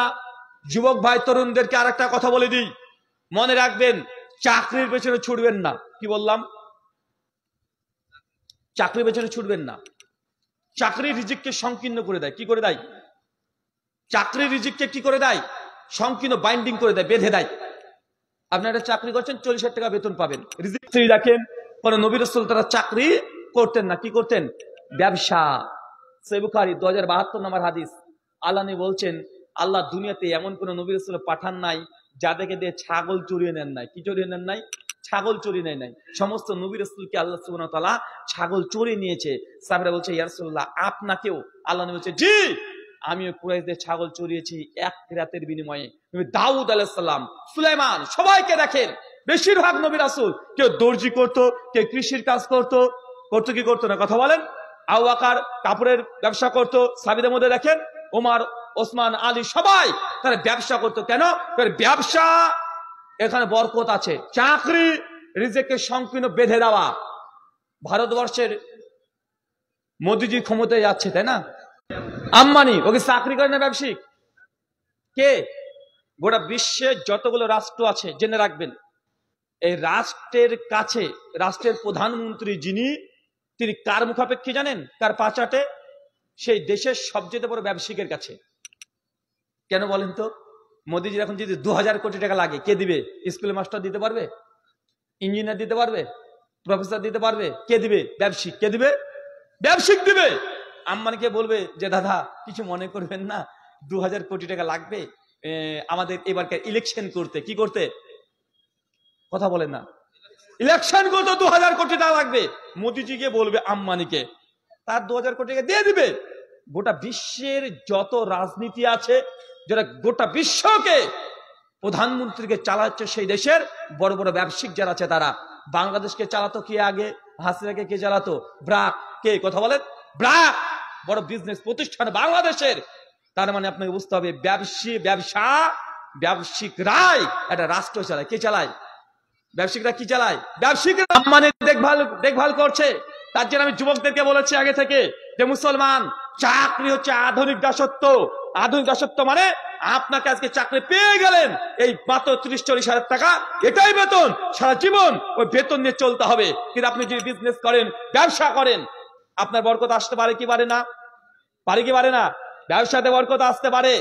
ওই যে 10খানা ছাগল কিনতে বলেছি তোমাকে, তুমি তো বলছো যে হুজুর আমার বয়স তো অনেক হয়ে গেছে, কিন্তু আব্বা মা বিয়ে দেয় না। এমন লোক আছে না নাই? আচ্ছা, কে কে বিয়ে করতে ইচ্ছে করে? হাত তোলো তো দেখি। আপনার বিয়ে হয়নি? হ্যাঁ, হয়নি এখনো? কি বলে? তা হাত তুলছেন কেন? আরেকটা করবেন? আরেকটা? এই ক্যামেরাম্যান ঘোরা ওইদিকে, ওদের দ্বিতীয় বিয়ে মাস না করবে, লিখে দাম পাত্রী চাই। আচ্ছা, কে কে বিয়ে করেছেন একটু হাত তোলেন তো দেখি। হ্যাঁ, এগুলো চাচা আপনি বিয়ে করেননি? এই চাচাগুলো করেনি? তা হাত তোলেন না কেন? মানে হাত তুলবো আবার পকেট থেকে ঠান্ডা লাগছে। আচ্ছা, কে কে এখনো বিয়ে করেননি তারা হাত তোলেন তো। যারা গরিব মিসকিন বিয়ে করেনি, যারা বিয়ে করেনি হচ্ছে গরিব। কি বলেন তো? এই কয়টা? এই ভাই, এত হাত তুলতে এত ব্যথা, শরম লাগছে। তো যারা বয়স হয়ে গেছে কিন্তু শরমের জ্বালাতে মানে হাত তুলতে পারছো না, তারা পা তোলার কথা চিন্তাও করো না। কথা বুঝতে পারলেন না? এখন তোমাদের বয়সই হয়নি বিয়ে করার। আমি যুবকদেরকে বলেছি আগে থেকেই, 10খানা ছাগল কিনেন। কি কিনবেন? চাকরি পেছনে না ছুড়ে 10খানা ছাগল কিনেন। 10খানা ছাগল ইনভেস্ট করেন, 6 মাস পরে ওই 10খানা ছাগল 20খানা ছাগল দেবে। দুটো করে দেবে। দেবে কি দেবে না? 30খানা ছাগল। 1 বছরে 60খানা ছাগল। নবীরা যদি ছাগল চড়াতে পারে, আপনি কত বড় সম্মানিত ব্যক্তি যে আপনি ছাগলের ব্যবসাটাকে আপনি মনে করছেন যে ছাগলের ব্যবসা মানে এটা প্রেস্টিজ হ্যাম্পার হতে পারে। আর নবীদেরকে দিয়ে আল্লাহ সুবহানাহু ওয়া তাআলা ছাগল চড়িয়ে নিয়েছেন। ছাগল চড়িয়ে তিনি বিনিময় নিয়েছেন। আপনি কত বড় বিজনেসম্যান মনে করছেন। আজকে ছাগল চড়াবেন। ছাগল চড়ানো বলতে ছাগলের বিজনেস করবেন। কোন বিজনেস কি ছোট? কথা বলেন। কোন ব্যবসা ছোট না।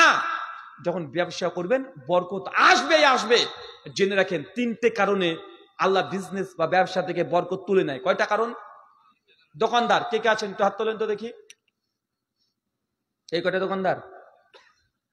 এই কয়টা? মাশাআল্লাহ, বেশ ভালো।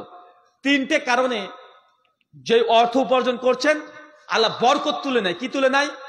বরকত তুলে নেয়। প্রথম যে কারণ, মাল বিক্রয় করার সময় অনার্থক কসম কাটা, মিথ্যা কসম কাটা। কি বলেন তো? মিথ্যা কসম বুঝেন? আপনি আলু নিয়ে বসেছেন, আলু নিয়ে বলছেন ভাই আল্লাহর কসম ভাই 32 টাকা কেজি কিনেছি, আপনাকে আমি 33 টাকা বিক্রি করছি। 32 টাকা কিনে নিও। আছে না নাই? জামে তিরমিজি হাদিস 2519 আল্লাহ বলছেন যে মিথ্যা কসম কেটে কেউ যদি মাল বিক্রি করে, বিক্রি বেশি হবে কিন্তু বরকত থাকবে না। কি থাকবে না? বরকত থাকবে না। মানে মাল বিক্রি হয়ে যাবে। সারাদিন আপনি 10 কুইন্টাল বিক্রি করে দিলেন, দিন শেষে রাত শেষে টাকা গুনবেন, মহাজন সব টাকা নিয়ে চলে গেছে, 500 টাকা আপনার লস লেগে গেছে আজকে। এমন হয় কি হয় না? কথা বলেন। তাই মিথ্যা কসম কেটে করে পণ্য বিক্রি করা যাবে না। করবেন তো নাকি? হ্যাঁ, করবেন না? মিথ্যা কসম করে যদি পণ্য বিক্রি করেন, মাল বেশি বিক্রি হবে কিন্তু বরকত থাকবে না। এটা আল্লাহর নবীর কথা। যদি ব্যবসাতে বেচা কেনাতে যদি বৃদ্ধি করতে চান, বরকত পেতে চান, মিথ্যা কথা কি করতে হবে? কথা বলেন। বর্জন করতে হবে। 2, যখন বিজনেস করবেন ক্রেতা এবং বিক্রেতার মধ্যে কোনো প্রতারণা থাকবে না। কি থাকবে না? কি থাকবে না? আরো জোরে বলেন। প্রতারণা। প্রতারণা বোঝেন? ফলের দোকানে আছেন, একদম সামনে 4-5টা ভালো ভালো বেদানা রেখে দিয়েছেন, দুটোকে কেটে রেখে দিয়েছেন, আর ভিতরে সব মাল পচা। আছে না নাই? বেদানাতে একদম ইঞ্জেকশন ঢেলেছেন লাল। আছে না নাই? কথা বলেন। সামনে আপনি ভালো ভালো আলু সাজিয়ে রেখেছেন, ভিতরে 4-5টা পচা ঢুকে দিয়েছেন। আপনাকে বললাম যে ভাই এই আলু কত, নতুন আলু, ভাই এটা 50 টাকা কিলো। এটা কত কিলো? 35 টাকা কিলো। আপনি যখন আপনার দিকে আমি তাকালাম না, আপনাকে বললাম ভাই 5 কিলো মাপেন। আপনি 5 কিলো মাপতে গিয়ে আমি একটু গিয়েছি ওই দিকে, আপনি টুক করে 5 কিলোর মধ্যে 5-700 পুরাতন আলু ঢুকিয়ে দিয়েছেন। আছে না নাই? কথা বলেন। আছে না নাই? মানে যে কোনো যদি প্রতারণা হয় ক্রেতা এবং বিক্রেতার মধ্যে, তাহলে সেই ইনকাম হবে, ইনকাম করবেন কিন্তু কোনো বরকত পাবেন না। কি পাবেন না? বরকত পাবে না। বরকত যে কোন দিক থেকে চলে যাবে আপনি বুঝতেও পারবেন না। আজকে দেখা যাচ্ছে 5,000 টাকা চিটারি করে ইনকাম করেছেন, দেখবেন আপনার স্ত্রী বলছে যে পেটটা যেন কেমন কেমন করছে। কি হবে? বহরমপুরে চলো। বহরমপুরে নিয়ে গেছে, বলছে এখন স্টোন হয়েছে। কি হয়েছে? কি হয়েছে বলেন তো পেটে? এখন আপনার স্ত্রী কি হয়েছে? পাথর হয়েছে। কি হয়েছে? পাথর হয়েছে। কোন দিক থেকে টাকা নিয়ে নিবে আপনার? ছেলের একটা জ্বর হয়েছে, 1 টাকার ক্যালপল বা কম্বিফ্লাম খেলে ভালো হয়ে যেত, বা পাইলসিক খেলে ভালো হয়ে যেত, কিন্তু আপনি প্রতারণা করেছেন, প্রতারণা করে ইনকাম করছেন। আপনার 1 টাকার ক্যালপলে কাজ হবে না। কি করতে হবে? ভেলুরে নিয়ে যেতে হবে। কোথায়? কোথায়? ওর 1 লাখ টাকা লাগবে। ডাক্তার কাছে যাবে, ডাক্তার বড় বড় লিস্ট ধরে দেবে, তো এই টেস্ট ওই টেস্ট এই টেস্ট এই টেস্ট করে 50 খানা টেস্ট করে নিয়ে চলে যাবে। কি হয়েছিল? জ্বর। কিন্তু আপনার ইনকাম সোর্স কি ছিল? কথা বলেন। ইনকাম সোর্স কি ছিল? হারাম ছিল। মানুষের কাছ থেকে প্রতারণা করে ইনকাম করেছেন। আপনি আলুর দোকানদার, সবজির দোকানদার, মুদিখানার দোকানদার, মসুরের ডালের মধ্যে 1 কেজি ডালে 50 গ্রাম কি দিয়েছেন? পাথর। আছে না নাই? ভাই এই প্রত্যেকটা ধরে ধরে বলা যাবে না যে আপনারা কোন জায়গায় প্রতারণা করেন। যে যে ব্যবসা করছেন, যেখান থেকে উপার্জন করছেন, খবরদার যে বিক্রেতা আর ক্রেতা দুজনের মধ্যে যেন কোনো ডুপ্লিসিটি না হয়। অনেক মোবাইলদার দোকানদার আছে, বলছে ভাই কি লাগাবেন ডিসপ্লে, বলছে অরিজিনাল, এটা স্যামসাং কোম্পানির, কিন্তু মাল ডুপ্লিকেট। আছে না নাই? বলছে ব্যাটারি অরিজিনাল নিলে 4,000 টাকা, আর যদি ডুপ্লিকেট নেন তাহলে মাত্র 1100 টাকা। বলছে অরিজিনালটা লাগান, ও ডুপ্লিকেট লাগিয়ে অরিজিনাল দাম নিচ্ছে। আছে না নাই? আছে না? ভাই কত জায়গায় যে কত রকম প্রতারণা হয় মানে বলাও মুশকিল। আরে অনেক পোল্ট্রি মুরগিকে লাল করে দেশি মুরগি বলে চালিয়ে দেয়। কয়লার মুরগি, কয়লার বুঝেন তো? হ্যাঁ, কয়লার মুরগি বুঝেন? কোনটা বলেন তো? ব্রয়লার না, কয়লার কি বলে পাকিস্তানি যেগুলো কক আছে, এক এক জায়গায় এক এক রকমের নাম। কয়লার বলতে ওই পোল্ট্রি মুরগির জাত হয়, ওটা দেশি মুরগির মতো দেখতে হয়, পাগুলো একটু মোটা মোটা হয়। মানুষ ওইগুলোকে দেশি মুরগি বলে চালিয়ে দিচ্ছে। আছে না নাই? আছে না নাই? বড় বড় 5 স্টার হোটেলে কুত্তার গোস, খাসির গোস বলে চালিয়ে দিচ্ছে। আছে না নাই? কথা বলেন। মানে মানুষ যে বিজনেস করতে গিয়ে, উপার্জন করতে গিয়ে কত রকমের প্রতারণা করে, আর কত জায়গা থেকে কত কোয়ালিটির যে প্রতারণা হয়, এই হিসাব আপনি করতে গেলে নিজে বোকা বেনে যাবেন যে কোথায় প্রতারণা নেই, কোন ব্যবসায় প্রতারণা নেই। সব জায়গাতে প্রতারণার মধ্যে লিপ্ত আছে। কিন্তু প্রতারণার ফলাফল কি? ইনকাম হবে বেশি, কিন্তু আল্লাহ সুবহানাহু ওয়া তাআলা বরকত তুলে নেবেন। কি তুলে নেবেন? কথা বলেন। বরকত একদম পাবেন না। 3 নাম্বার, ইনকাম যাই হোক, ইনকাম যাই করেছেন, আজকে সারাদিন বেচা কেনা হয় নাই, কোনো বেচা কেনা হয় নাই, মাত্র 50-60 টাকা ইনকাম করেছেন।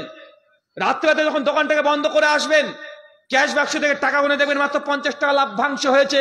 বলতে আলহামদুলিল্লাহ, আল্লাহ সুবহানাহু ওয়া তাআলা তুমি আমাকে যা রিজিক দিয়েছো, তুমি আরো যাক, তোমার সিদ্ধান্তে আমি খুশি, আলহামদুলিল্লাহ, আমি এতে সন্তুষ্ট। নারাজ হওয়া যাবে না। কি হওয়া যাবে না? আরো জোরে, কি হওয়া যাবে না? নারাজ হওয়া যাবে না। আপনি যদি সন্তুষ্ট চিত্ত, যদি আল্লাহ যা দিয়েছে, যা রোজগার দিয়েছে, দিন শেষে যদি অন্তর থেকে আলহামদুলিল্লাহ বলেন, ইনশাল্লাহ বরকত আসবেই আসবে। মনে রাখবেন, ইনকাম আলাদা জিনিস, সুখ আলাদা জিনিস, শান্তি আলাদা জিনিস। আছে না নাই? অনেক মানুষ দেখবেন বড় বড় 5 স্টার হোটেলে বসে আছে, টাকা খরচ করবে, সমস্যা নাই, ওর সামনে দেখেন 1 পিস খাসির গোশত নিয়ে আসেন, বলে ভাই খাওয়া যাবে না আজকে। কেন? বলছে ফ্ল্যাটি লিভার হয়ে গেছে। কি লিভার হয়েছে? ফ্ল্যাটি লিভার। ও খাসির মাংস কিনতে পারে, সামনে দেখছে, মন জিভ দিয়ে ঠস ঠস করে পড়ে যাচ্ছে পানি, কিন্তু বেচারা খেতে পাচ্ছে না। ওর সামনে যদি ভালো ভালো রসগোল্লা নিয়ে আসেন, বলে ভাই একটু রসগোল্লা খান, বলে আরে বাবা না। মানে আপনি যে রসগোল্লা জোর করে খাওয়াতে যান, ও ভাবছে যে আমাকে বোম মারছে। কেন বলেন তো? ও সুগার হাই। সুগার কি সুগার হাই মানে ওকে মিষ্টি খাওয়ানো মানে ও হচ্ছে ওকে বোম খাওয়াচ্ছে। তো আল্লাহ সুবহানাহু ওয়া তাআলা রিজিক এটা যে নির্ধারণ করে দিয়েছে, আর রিজিক আল্লাহ যা দিয়েছে আপনাকে কি করতে হবে কথা বলেন, দিন শেষে আপনাকে আলহামদুলিল্লাহ বলতে হবে। তাই রিজিকে বরকত বাড়বে, আর দিন শেষে যা পেয়েছেন আপনি নারাজ হয়ে গেলেন, আজ বেচা কেনা হয় না, দূর কি যে করলাম সারাদিন লস চলে গেল, বেচা কেনা হয় নাই, এ হয় নাই ওই হয় নাই, যদি নারাজ হন নাশুকরি হন কি হবে কথা বলেন, কি হবে? রিজিক থেকে বরকত তুলে নিবে। জেনে রাখবেন দুটো জিনিস আল্লাহ দুনিয়াতে শাস্তি দেয়। কয়টা জিনিস? দুটো জিনিস দুনিয়াতে শাস্তি পাবেন, নির্ঘাত পাবেন। এক, জেনা। কি বললাম? আপনি জেনার সঙ্গে যুক্ত আছেন, দুনিয়াতে আল্লাহ শাস্তি দেবে। কি দেবে? দুনিয়াতে আল্লাহর গজব পাবেন, যে কোনো ভাবে আল্লাহ গজব দিবে। দুই, আত্মীয় সম্পর্ক ছিন্ন করা। কি বলেন তো? রক্তের সম্পর্ক ছিন্ন করা। যদি রক্তের সম্পর্ক ছিন্ন করে দেন তাই দুনিয়াতে আল্লাহ সুবহানাহু ওয়া তাআলা আপনাকে গজব দিবেই দেবে, পরকালে তো আপনার জন্য শাস্তি আছে। খুব দ্রুত দুটো ফলাফল আল্লাহ দুনিয়াতে দেয়, আর সব বিচার দুনিয়াতে করেন না। কথা বুঝতে পারলেন? যে আপনি সুদ খান, সুদের বিচার আল্লাহ যে দুনিয়াতে দিবেন এটা কোরআন হাদিস দ্বারা প্রমাণিত নয়। যদি কেউ ঘুষ খায়, ঘুষের জন্য আযাব দুনিয়াতে পাবেন, কোরআন হাদিসে নাই। কিন্তু দুটো গুনাহ হাদিস থেকে প্রমাণিত হয় যে দুনিয়াতে মানুষকে দ্রুত আল্লাহ ফলাফল দিয়ে দেয়। এক, জেনা। আর দুই, কি বলেন তো? আত্মীয় সম্পর্ক। কি বললাম? আত্মীয় সম্পর্ক ছিন্ন করা। আল্লাহ নবী বলছেন লা ইয়াদখুলুল জান্নাহ, ওই ব্যক্তি জান্নাতে যাবে না। আল কাতে, যে আত্মীয় সম্পর্ক ছিন্ন করেছে, আর যে নিজের রক্তের সম্পর্ক ছিন্ন করেছে দুনিয়াতে আল্লাহ তাকে গজব দিবে, মৃত্যুর পরে পরকালে হবে। কথা বুঝতে পারলেন না? কেউ যদি সুদ খায়, যদি সুদ খায়, সুদ খাওয়া পাপ, কিন্তু আল্লাহ দুনিয়াতে যে তাকে গজব দিবে, ফিতনার মধ্যে ফেলে দিবে, এই কথা হাদিস কোনে নাই। কথা বুঝতে পারলেন? যদি ঘুষ খান, ঘুষ খাওয়া গুনাহ পাপ, মৃত্যুর পরে কি পাবেন? আযাব পাবেন, শাস্তি পাবেন। কিন্তু ঘুষ খেলে দুনিয়াতে যে আল্লাহ গজব দিয়ে দিবে এমন কথা কোরআন হাদিসে নাই। দুটো পাপ শুধু হাদিসে পাওয়া যায়, এটা অবহেলিত। কে? মায়ের বোন। কে বলেন তো? মায়ের বোন খালা। কে হয়? মায়ের যা ফজিলত, মায়ের যা হক, খালারও তাই হক রাখে। মাকে যে সম্মান করেন, খালাকে সেম সম্মান করতে হবে। বাড়িতে আসলে খালা আসলো আর মুখটা আপনি বাঁকা করে ফেললেন, আপনার স্ত্রী যেন কেমন কেমন করতে লাগলো, যে দেখবেন বরকত চলতে উঠতে শুরু করবে। আত্মীয় সম্পর্ক ছিন্ন করলে বরকত আল্লাহ তুলে নেয়। কি বললাম? আত্মীয় সম্পর্ক ছিন্ন করবেন, বরকত তুলে নেবেন। সুনান আবু দাউদ 4902 নম্বর হাদিস। আল্লাহ বলেছেন আত্মীয় সম্পর্ক যদি রক্তের সঙ্গে ছিন্ন করে দেয় আল্লাহ কি করেন? কি করেন কথা বলেন? পরিবারের থেকে রিজিক তুলে নেয়। কি তুলে নেয়? রিজিক তুলে নেয়। দুনিয়াতে যদি রিজিক বেশি পেতে চান তাহলে আত্মীয় সম্পর্কে অটুট রাখতে হবে। জি, বাপের জমির ভাগ বোনকে দেন নাই, কালকে ভাগ বসাতে হবে। কি বললাম? বুঝতে পারেন না মনে হয়? এটা আপনার বোন আপনার বাপের জমি ভাগ পেত না, হ্যাঁ আপনি দিয়েছেন না? ভাইয়েরাই শুধু ভাগ করে খাচ্ছে। কে খাচ্ছে? ভাইয়েরা শুধু ভাগ করে খাচ্ছে না, বরকত পাবেন না। ওই জমি আপনার মরার আগে ওই ভেলুরে দিয়ে আসতে হবে। কোথায় দিয়ে আসতে হবে? ওই ভেলুরে দিয়ে আসতে, মণিপালে দিয়ে আসতে হবে মরার আগেই। জেনে রাখেন মৃত্যুর আগেই আপনি পেয়ে যাবেন। কেন? আত্মীয় সম্পর্ককে নষ্ট করেছেন, বোনের হক মেরে খেয়েছেন। তাই যদি রিজিক অর্থ উপার্জন বেশি করতে চান, বরকত বেশি পেতে চান, জেনে রাখেন আত্মীয় সম্পর্ক নষ্ট করা যাবে না। বোনকে যে জমির ভাগ দেন নাই, ভাইকে যে ঠকিয়ে দিয়েছেন, চাচা ভাতিজা এই যে সম্পর্ক আছে, জমি মেরে দিয়েছেন, টাকা মানুষ পেত, টাকা তাকে দেন নাই, আত্মসাৎ করে নিয়েছেন। যত দ্রুত সম্ভব যত ঋণ আছে, যা জবস্তে আছে, যাদের সে বেইনসাফি করেছেন, দ্রুত জমি বিক্রি করে দিয়ে হলেও সে ঋণ থেকে আগে বাঁচার চেষ্টা করেন। ইনশাআল্লাহ আল্লাহ রিজিক বাড়াবে। কি বললাম? মানে আপনাদের মনোযোগ অন্যদিকে নাকি? কি খাওয়া দাওয়ার ব্যবস্থা আছে নাকি গো? এরা মনে হচ্ছে যে আপনাদের খাবার দাবারের ব্যবস্থা আছে, এই জন্য আপনারা মানে কখন খাবার দিবে কোন খাবার দিবে একটা ভাব। এই শেষ পয়েন্টটা বুঝতে পারলেন? কি বলেন তো? যে টাকা পয়সা বাড়াতে চান, সম্পত্তি যদি বাড়াতে চান কি করতে হবে? ঋণ রাখা যাবে না। কি রাখা যাবে না? ঋণ রাখা যাবে না। জমি বিক্রি করে দিয়ে হলেও ঋণ আগে মুক্ত করে দেন। দুই, যে যার সঙ্গে প্রতারণা করেছেন তার সঙ্গে মিটচুট করে নেন। তিন, বাপের সম্পত্তি যদি বোনকে দিয়ে না থাকেন বা যারা পার হকদার তার আগে যদি দিয়ে না থাকেন দ্রুত সম্পত্তি বন্টন করে দেন আজকেই। 4 যত রকমের আত্মীয় সম্পর্ক ছিন্ন করেছেন দ্রুত, সে ফাসেক জালেম হোক, তারপরেও তার সঙ্গে আত্মীয়তার সম্পর্ক রক্ষা করার চেষ্টা করেন। রক্তের সম্পর্কে মানুষ 3 দিনের বেশি কথা না বলে থাকতে পারবেন না। কি বললাম? কয়দিন? 3 দিন। যদি এই 5টা মেনটেন করেন ইনশাআল্লাহ আপনার বাড়িতে বরকত দিয়ে পূর্ণ হয়ে যাবে। মায়েদের উদ্দেশ্যে একটা হাদিস, আমাদের আয়েশা আবু হুরায়রা রাদিয়াল্লাহু তাআলা থেকে হাদিস বর্ণনা আছে, মুসনাদ আহমদের 8631 নম্বর হাদিস। আবু হুরায়রা নাম শুনেছেন? আল্লাহ নবীর কাছে আবু হুরায়রা এসে কিছু খেজুর নিয়ে এসেছে, এক গোছা নিয়ে বলছে, রাসূলুল্লাহ একটু খেজুরের দোয়া পড়ে দেন না। নবী তখন সামনে খেজুরগুলো রেখে তিনি দোয়া পড়ে তিনি ফু দিয়ে দিলেন। দিয়ে আবু হুরায়রাকে বলেন যে, আবু হুরায়রা এই যে খেজুরগুলো তোমাকে দিলাম, এই খেজুরগুলো একটা ব্যাগের মধ্যে রেখে দিবে, যখন মন চাইবে হাত দিয়ে তুলবে, বিসমিল্লাহ বলে খাবে। তবে হ্যাঁ, যত ব্যাগ, যে ব্যাগ বা পুতলির মধ্যে থাকবে এটাকে সম্পূর্ণ শেষ করে খাবে না। কি করে খাবে না? শেষ করবে না, থাকবে, বিসমিল্লাহ বলে তুলবে আর খাবে। মানুষ চাইবে তাকে দান করবে, তবে সমস্ত খাবার যেন শেষ না হয়, মানে একদম উল্টো করে ঝাড়া দিয়ে যেন না শেষ করা হয়। আবু হুরায়রা রাদিয়াল্লাহু তাআলা বলছেন যে আমি যেই দিন দিয়েছি সেই দিন থেকে আমার সঙ্গে একটা আমি পুতলা রেখে দিতাম, মানে ব্যাগ টাইপের কিছু রেখে দিতাম, যখন মন চাইতো আমি খেতাম, যে চাইতো তাকে আমি দান করতাম। আবু হুরায়রা নিজের সাক্ষ্য, তিনি বলছেন প্রায় 1 ওসাকা মানে প্রায় 150 কেজি মানুষকে দানই করেছি। বুঝতে পারলেন না মনে হয়? একটা পুতলি বোঝেন, মানে এটুক পাত্র, মানে 1 কিলোমিটার আটার কথা, কি কথা বলেন, 1 কিলোর মতো। আল্লাহ নবী সেখানে ফু দিয়ে দিয়েছে, বরকতের দোয়া করে দিয়েছে, বলেছে তুমি সমস্ত কিছু ফুরিয়ে ফেলবে না, খেয়ে সব ঝাড়া দিয়ে দিবে না, যখন মন চাইবে খিদে লাগবে বিসমিল্লাহ বলবে, তুলবে খাবে, আর মানুষ যখন চাইবে তুলবে ছিড়বা দিয়ে দিবে। আবু হুরায়রা বলছেন প্রায় 150 কেজি মানুষকে দান করেছে আমি প্রায়, আর আমি তো নিজে খেয়েছি। কিন্তু ওসমান বিন আফফান যেদিন মৃত্যুবরণ করে সেই দিন আমার কাছে ব্যাগটা পড়ে যায়, যখন ব্যাগটা পড়ে গেছে তারপর থেকে আমি আর সেই ব্যাগটাকে খুঁজে পাই নাই। এই হাদিসের আলোকে বিভিন্ন ইমাম শাইখ মাশাইখ তারা বলেছেন যে হাদিসের আলোকে মায়েদের উদ্দেশ্যে নসিহা, চালের বস্তা ঝাড়া দিয়ে সবকিছু একদিন ফুরিয়ে দিতে হবে এমনটা নয়। চাল থাকতে থাকতে বস্তা বা চাল ঢালবেন, কথা বুঝতে পারেন মনে হয়? ড্রাম আছে চালের, একদম পুরো ড্রামকে উল্টো করে ঝেড়ে পরিষ্কার করা যাবে না, বরকত উঠে যাবে। কি উঠে যাবে? কথা বলেন, বরকত উঠে যাবে। মানে 2-4 কেজি চাল থাকতে আবার চাল নিয়ে আসতে হবে। এটা কাদের দায়িত্ব? পুরুষের। কার দায়িত্ব? বাড়িতে চাল নেই, চাল নিয়ে আসো, চাল নিয়ে আসো, এরকম যেন না হয়। চাল থাকতে, দ্রব্য থাকতে ওই দ্রব্যের মধ্যে আবার চাল মিশিয়ে দিবেন, ইনশাআল্লাহ বরকত থাকবে। এটা নবীর হাদিসের কথা। নবীর হাদিস কি মানেন? নবীর হাদিস মানতে মন চাই? যদি মন চাই এই আমলগুলো করবেন, যদি করেন পরিবারের মধ্যে রিজিক বাড়বে, রিজিকে বরকত আসবে। পাশাপাশি যেই 3টে পয়েন্ট আমি বলেছি, 1 মিথ্যা কসম করে কোনো পণ্য বিক্রি করবেন না, 2 ক্রেতা বিক্রেতার মধ্যে যেন কোনো রকমের প্রতারণা না থাকে। কথাকে বুঝতে পারলেন? আর দিন শেষে যা ইনকাম করেছেন আলহামদুলিল্লাহ বলবেন, ইনশাআল্লাহ বরকত চলে আসবে। এই 3টে আমল মিস করা যাবে না। কারা কারা করবো না একটু হাত তুলি তো।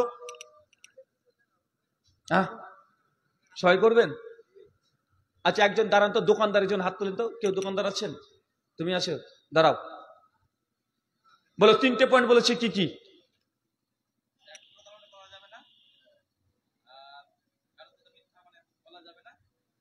মিথ্যা বলা যাবে না বলতে কি বললাম? এখনই গুলিয়ে ফেলেছে রে ভাই। কোন পণ্য মিথ্যা বলে বিক্রি করা যাবে না। উদাহরণ দিয়েছি না, মানে চাল বলছে, এই যে আলু বলছে আল্লাহর কসম ভাই 32 টাকা দিয়ে কিনেছি, 33 টাকা দিয়ে বিক্রি করছি, কিন্তু ও কিন্তু কিনেনি, ও 26 টাকা কিনেছে। আছে না এরকম? আছে না? মানে মিথ্যা। এক একজনে এক এক কোয়ালিটিতে মাল বিক্রি করে, অত ব্যবসা আমি বুঝি না। তাহলে কত রকমের যে বিজনেস আছে, কত কোয়ালিটির মিথ্যা হয়। যারা যে ব্যবসা করেন সেই অবস্থান থেকে মিথ্যা বলে কাস্টমারের হাতে যেন কোনো মাল না যায়। 2, কিভাবে ধোকা হয়?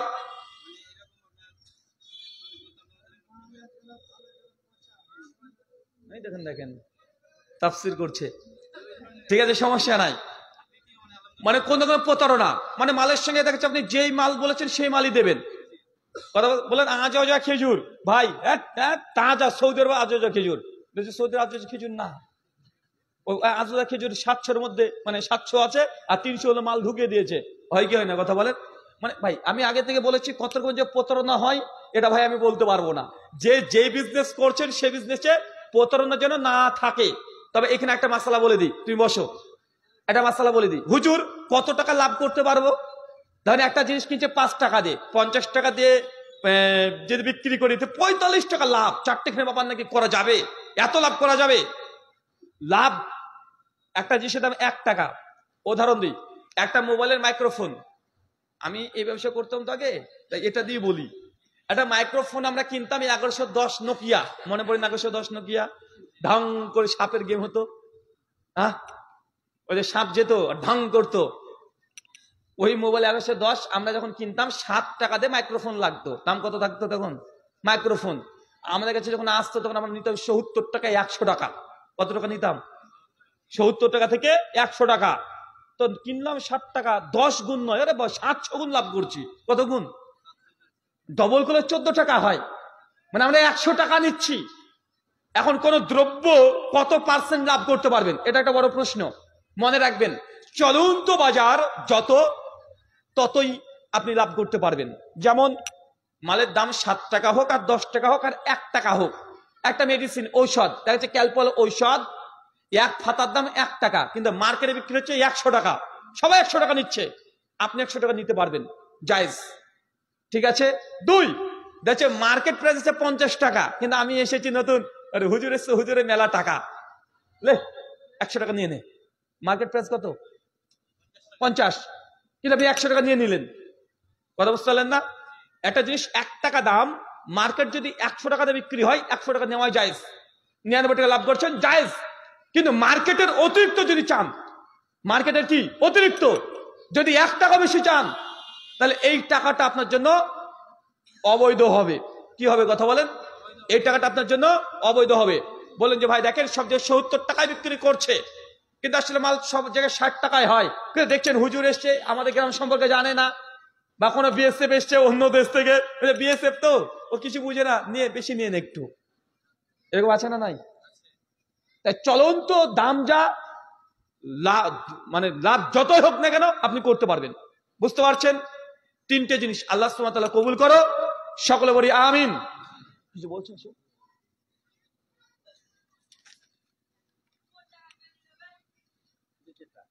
গাড়ি কিস্তিতে নেওয়া যাবে কিনা, ইখতিলাফি মাসালা এবং জটিল মাসালা। গাড়ি হোক, ফ্রিজ হোক, বাড়ির আসবাবপত্র জিনিস হোক, যদি অতিরিক্ত স্বাচ্ছন্দ্যে থাকার জন্য কিনতে চান কিনবেন না কিস্তিতে। কথা বুঝতে পারলেন? মানে বুঝেননি? বাড়িতে আপনার খাট আছে, কিন্তু বউ বলেছে ওই খাটটাকে পছন্দ করেছে, একটা বড় খাট, কিন্তু বাড়িতে খাট অলরেডি